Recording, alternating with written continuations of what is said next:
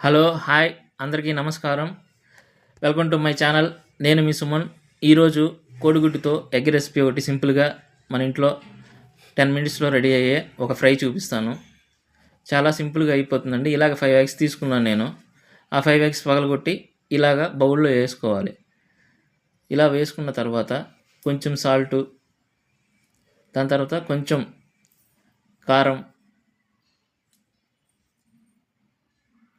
కారం వేసి బాగా కలుపుకోవాలి.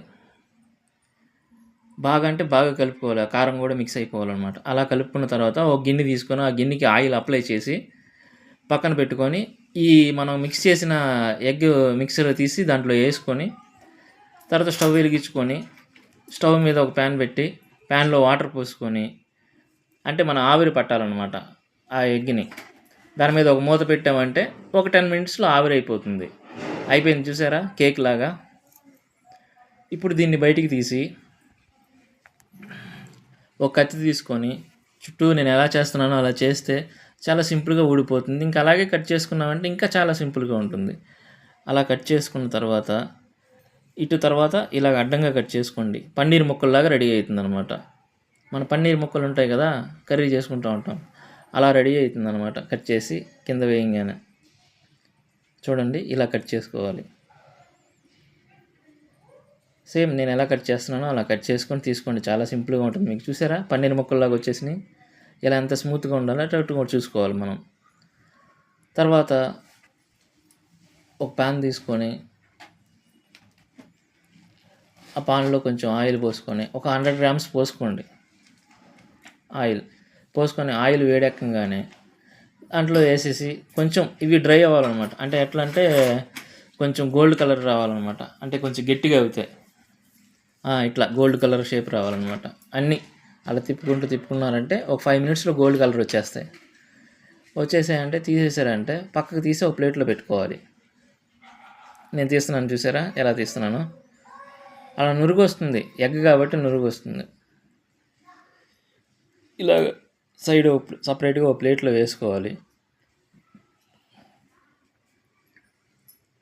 వేసుకున్నాక ఆ పాన్లోనే ఆయిల్ ఉంది కదా, ఆ ఆయిల్లోనే మనం అల్లం పేస్ట్ తీసుకొని అల్లం పేస్ట్ వేసుకోవాలన్నమాట. జీలకర్ర, అల్లం పేస్ట్ పచ్చివాసన పోయే వరకు అలాగా వేయించుకోవాలి. వేయించుకున్న తర్వాత ఎమ్మటే మనం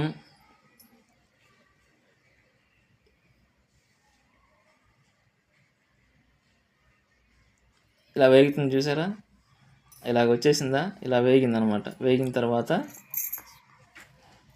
తర్వాత ఒక పెద్ద స్పూను కారం అలా వేసి అలా కలుపుకోవాలి. ఇలా కలుపుకున్న తర్వాత అలాగే సిమ్లో పెట్టుకోండి. ఇది వినండి, సిమ్లో పెట్టుకోండి. ఆయిల్ ఎప్పుడు స్టవ్ ముక్కలు వేసేయండి. ముక్కలు వేసి ఇప్పుడు కలపండి.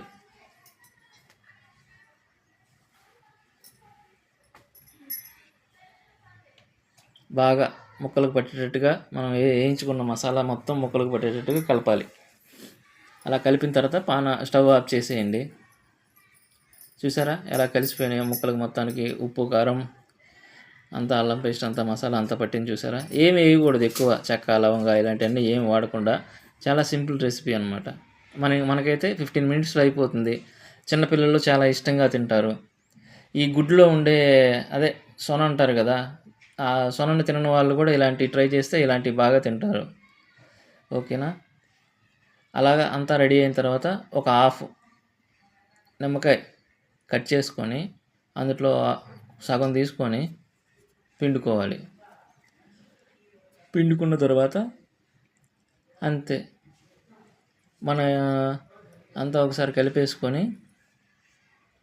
బాగా నీట్గా, నేను చూసారా ఎలా కలుపుతున్నానో అలా కలిపి, అదంతా మసాలా అనమాట. అలా కలుపుకున్న తర్వాత నీట్గా అంతా మిక్స్ అయిపోయింది అనమాట. చూడండి ఎలా వచ్చినాయో. ఉడకబెట్టేటప్పుడు ఒకలాగా వచ్చినాయి, ఆవిరి పెట్టిన తర్వాత ఒకలాగా వచ్చినాయి. ఇప్పుడు చూసారా ఎంత బాగా రెడీ అయినాయో. చక్కగా వేడి అన్నంలో ఇది వేసుకొని తింటే చాలా చాలా బాగుంటుంది. ఒక్కసారి ట్రై చేయండి.